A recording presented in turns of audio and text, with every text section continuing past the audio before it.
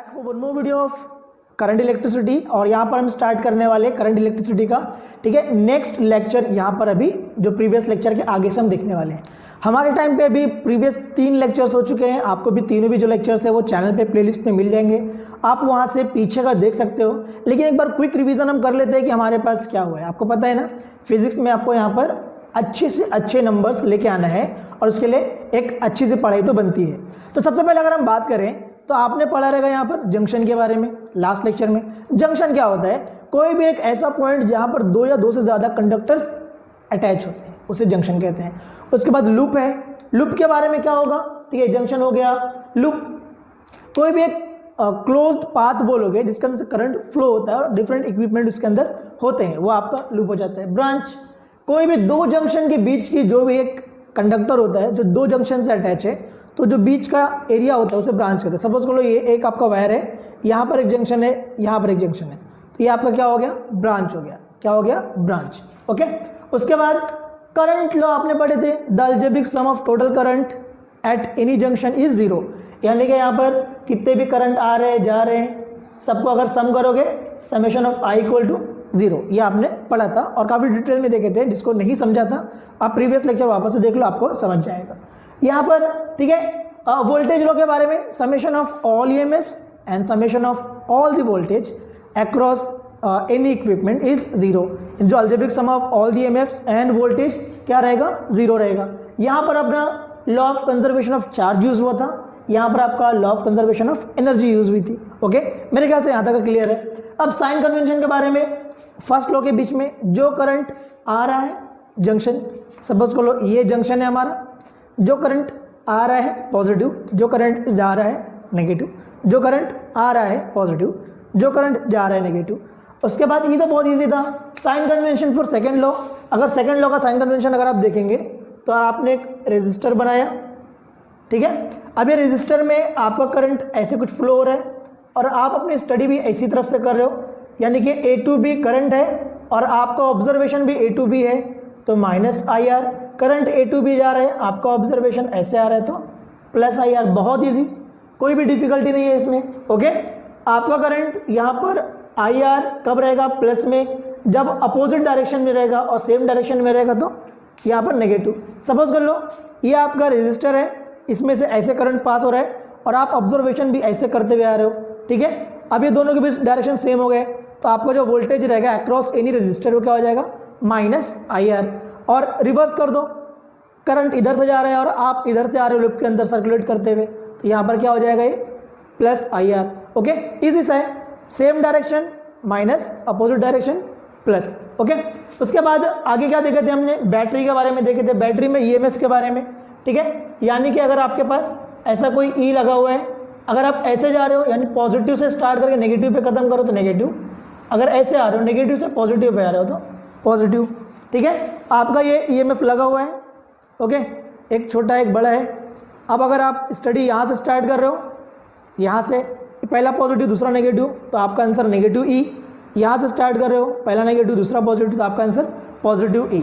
ये हमारा previous lecture में ऐसा हो गया।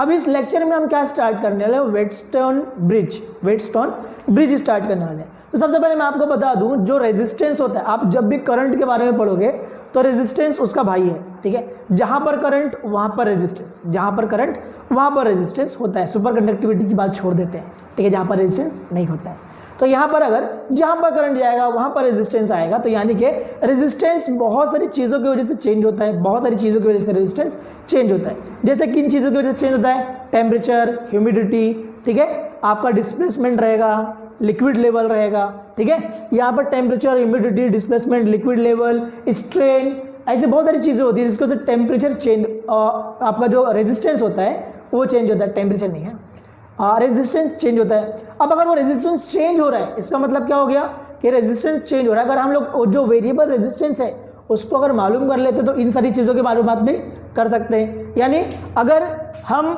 रेजिस्टेंस मालूम कर सकते हैं इसका, तो इसके अंदर कितना डिस्प्लेसमेंट हो रहा है वो क्वांटिटी भी मालूम कर सकते हैं। ओके, तो अब यहाँ पर क्या होगा कि ये वेटस्टोन, ये जो वेटस्टोन ब्रिज में आया, ये चार्ल्स वेटस्टोन ने लेके आए।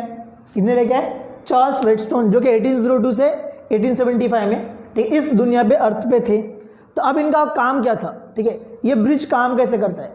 इनका काम ऐसा है कि इनके नेटवर्क में 4 रजिस्टर होंगे, 4 में से कोई भी 3 पता होना चाहिए, कोई भी 3 मालूम रहेगा, और जो 4th है उसको हम लोग फाइंड आउट करेंगे।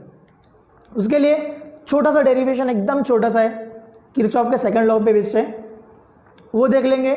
आपका ये भी वेटस्टोन ब्रिज इतना इजी हो जाएगा भी कि आप लोग बोलोगे यार इससे इजी डेरिवेशन तो पूरे फिजिक्स में भी नहीं है। ओके, तो हम देखते हैं कि अभी क्या डेरिवेशन है किरचॉफ के यहाँ पर वेटस्टोन ब्रिज के बारे में। ओके, तो अब यहाँ पर स्टार्ट करते हैं। आपका जो वेटस्टोन का नेटवर्क है, मैं पहले नेटवर्क ड्रॉ कर देता हूँ। तो सपोज कर लीजिए कि एक देखिए क्वाड्रिलेटरल बन रहा है जिसके पास 4 साइड्स हैं, ठीक है। नेमिंग में हम आगे पीछे कुछ भी दे सकते हैं, ये आपकी मर्जी, ठीक है। सपोज कर लो यहाँ पर A B C and D, ठीक है। यहाँ तक किसी को प्रॉब्लम नहीं रहेगा।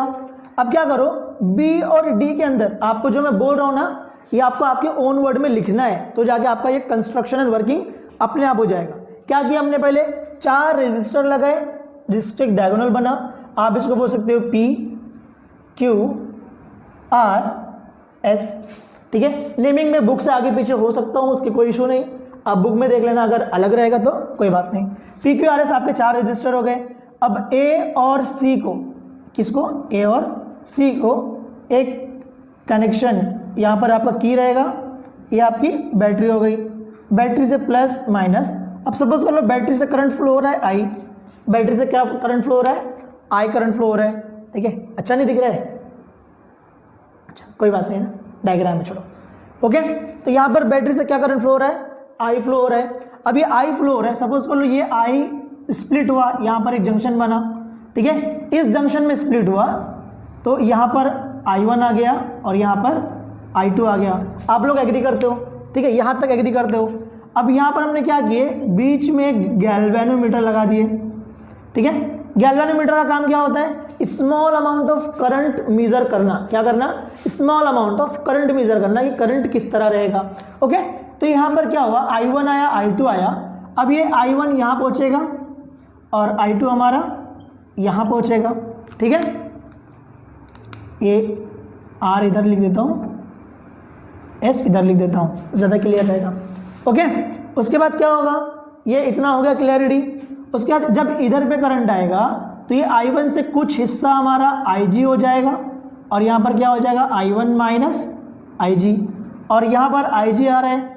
यहाँ पर देखो एक जंक्शन है, ये दोनों भी करंट जा रहे हैं, ये करंट आ रहा है, तो यहाँ पर क्या हो जाएगा, I1 plus IG is equals to, ठीक है, जो I1 माइनस IG यहाँ पर आपका क्लियर हो जाएगा, ठीक। और उसके बाद अभी यहाँ पर भी एक जंक्शन बन रहा है, यहाँ पर ये करंट आ रहा है और ये करंट आ रहा है, दोनों भी करंट ऐड होकर क्या बनेगा, I2 प्लस IG, ठीक है। टोटल करंट इधर से आएगा, इधर से आएगा, और ये क्या बन जाएगा, I, मतलब I वापस से सर्कुलेट हो जाएगा इतना थ्रू पास होने के बाद, इतना सारा पास होने के बाद। तो अभी करना क्या है, ठीक है, ये तो समझ लो, यहाँ तक तो आपको समझ में आ गया, ठीक है, यहाँ तक आपको समझ में आ गया कि एक्चुअली था क्या ये सब। अभी जो भी वर्किंग था आपको पता चल गया। यहाँ से की मैंने यहाँ से हटा दिया, ये जो करंट फ्लो होना बंद हो जाएगा। क्यों, की ओपन है, कनेक्शन पूरा नहीं है, की मैंने क्लोज किया, कनेक्शन फ्लो होना स्टार्ट हुआ, करंट अपने आप डिस्ट्रीब्यूट होना स्टार्ट हो गया। अब क्या होगा, ये गैल्वेनोमीटर में कुछ ना कुछ तो डिफ्लेक्शन दिखाएगा, गैल्वेनोमीटर में कुछ डिफ्लेक्शन दिखाएगा, ठीक है। तो सबसे पहले हम क्या करते हैं, एट पॉइंट ए, या फिर बोल सकते हो at junction A. At junction A क्या होगा, I is equals to I1 plus I2, equation number 1। Agree करते हो यहाँ तक, हाँ सभी एग्री करते हैं, ठीक है। सेकंड क्या करोगे, इधर पे अब ये जो हमारा एक लूप बनता है, लूप ABDA, ठीक है, ये क्या हो गया आपका first law, according to first Kirchhoff's first law. यहां पर आ जाओ, इन लूप ABDA, ABDA बहुत इजी बनने वाला है, ठीक है, बहुत इजी होने वाला है ये। और यहाँ पर जो कंफ्यूजन रहता है PQ अपॉन RS लेने का, कि PR अपॉन QS लेने का, वो सारे के सारे कंफ्यूजन हम यहाँ पर क्लियर आउट कर देंगे। तो ये in loop A B D ए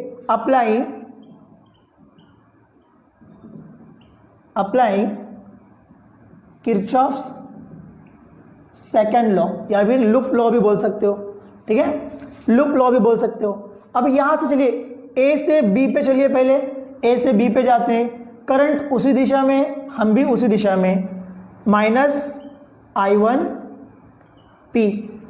यहां तक क्लियर है? ओके, सबका क्लियर है। सेकंड क्या करोगे, यहां से बी से डी की तरफ आ जाओ, करंट भी इसी दिशा में, हम भी इसी दिशा में, -IG। उसके बाद इधर पे I2 + I2R = 0, ठीक है। ये हो गया आपका equation number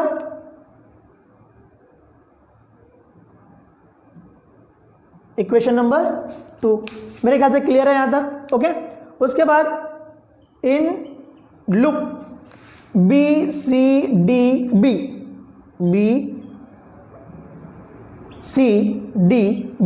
in loop B C D B. अब बी सी डी बी पे क्या रहेगा, बी से सी पे चलो, सेम डायरेक्शन है, I1 - IG × Q। उसके बाद क्या हो जाएगा, सी से डी पे आ जाओ, opposite direction, +I2 + IG × S। उसके बाद क्या होगा, डी से बी पे चले जाओ, +IG × G = 0। Equation number 3। यहां तक क्लियर है? ये नॉर्मल कंडीशन हो गई। अब कोई भी डिफ्लेक्शन रहेगा तो, but when IG = 0, the bridge is balanced, ठीक है। अब अगर यहां से 0 डिफ्लेक्शन होता है यहां पर, मतलब जो IG रहेगा, अगर ये 0 हो जाता है, हमारा IG अगर 0 हो जाता है, तो मतलब क्या हो जाएगा, जो ब्रिज रहेगा वो बैलेंस हो जाएगा। तब ये पुट करो, IG = 0 यहाँ पर पुट करो, इक्वेशन नंबर 2 में पुट कर दो और इक्वेशन नंबर 3 में पुट कर दो। तो यहाँ पर IG 0 आया, तो ये पूरा 0 हो जाएगा। इक्वेशन नंबर 2 क्या बनेगा, -I1 P + I2R = 0। क्या बोल सकते हो आप इसको, ठीक है। अगर उसको वहां लेके जाओगे तो I1 P = I2R। ये हो गया आपका इक्वेशन नंबर 4। इसमें देखो, इसमें ये IG 0 है, ये IG 0 है, और ये पूरा टर्म 0 हो जाएगा।